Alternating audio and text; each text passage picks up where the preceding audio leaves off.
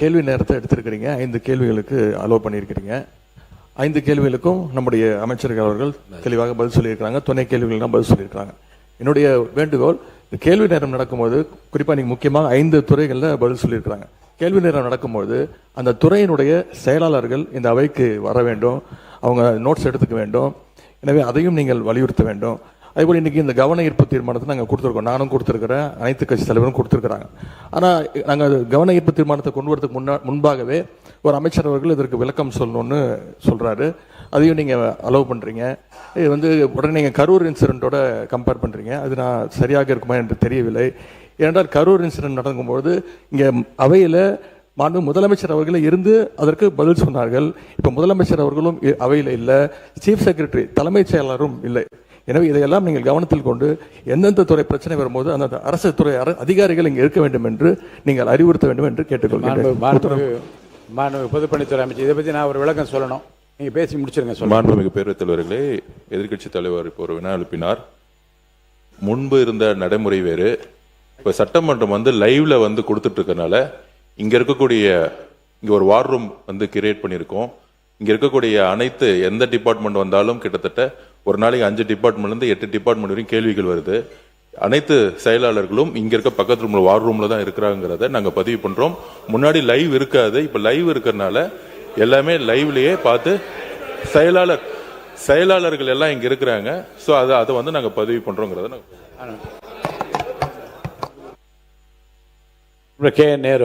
மாண்பு பேரவைத் தலைவர் அவர்களே, லைவ் என்பது எப்போதும் இருப்பது இல்ல. நான் சொல்றேன் இருங்க, நீங்க வெளியிடாமல் இருப்போம் தவிர இந்த கேள்வி பதில் கேட்கும் போது அதிகாரிகள் அங்கிருந்து துணை அதிகாரிகள்லாம் துறையினுடைய அதிகாரிகள்லாம் அங்கு இருப்பது தான் குற்றச்சாட்டாக எடுத்துக்கொள்ள வேண்டாம்.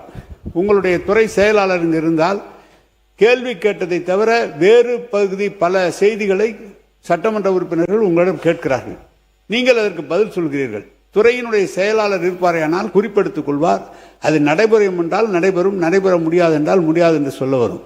எனவே துறையினுடைய செயலாளர் அவசியம் இருக்க வேண்டும். ஏன்னா இதுதான் பெரிய பாடி, சட்டமன்றம் தான் பெரிய பாடி. அந்த நேரத்தில் அதிகாரிகள் இங்கு இல்லை. முதலமைச்சர் இல்லை என்றால் முதன்மை செயலாளர் இங்கு இருக்க வேண்டும். சீஃப் செக்ரட்டரி இங்கு இருந்தால், இப்போது நேபாளம் பிரச்சனை அமைச்சர் சொல்கிறார், அப்போது குறிப்பெடுத்து என்ன பதில் இருந்தால் உடனடியாக சொல்வதற்கு திருத்துவதற்கு சரியாக இருக்கும். அதற்காக தான் சொல்கிறோம். மாண்பு உறுப்பினர்களுக்கு இப்படிப்பட்ட சம்பவங்கள் இப்போதுதான் நடக்கிறது என்பதல்ல. சில நேரங்களிலே இப்படி சம்பவம் நடக்கிற போது, ஏன் ஆளுங்கட்சியாக திராவிட முன்னேற்ற கழகம் இருக்கிற போது, நம்முடைய மாண்புக்குரிய உறுப்பினர் மாண்பு துரைமுருகன் அவர்கள் சொன்னதை அப்படியே படிக்கிறேன் பாருங்க. மாண்பு பேரவைத் தலைவர் அவர்களே, இந்த அவை பெரியது, அதிகாரம் மிக்கது, சர்வாதிகாரம் மிக்கது. ₹1 செலவு செய்ய வேண்டுமானாலும் அரசாங்கம் இந்த அவையினுடைய அனுமதியை பெற்றாக வேண்டும். இந்த அவையிலே பேசுகிற உறுப்பினர்கள் பொறுப்பு வாய்ந்தவர்கள்.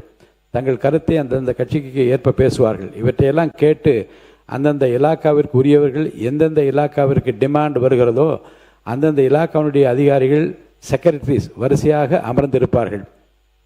யார் சொல்கிறது மாண்புமிகு அவை முன்னவர் துரைமுருகன் அவர்கள் அங்கே பேசுகிறார்கள். என்ன வருகிறேன் என்றால், இது ஒரு நல்ல பழக்கம் அல்ல.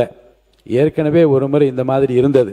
அப்போது மாண்புமிகு திரு பழனிவேல் ராஜன் அவர்கள், முன்னாள் பேரவைத் தலைவர் அவர்கள், அதிகாரிகள் இங்கே வர வேண்டும் என்று அன்றைக்கே ஒரு அட்வைஸ் செய்தார்கள்.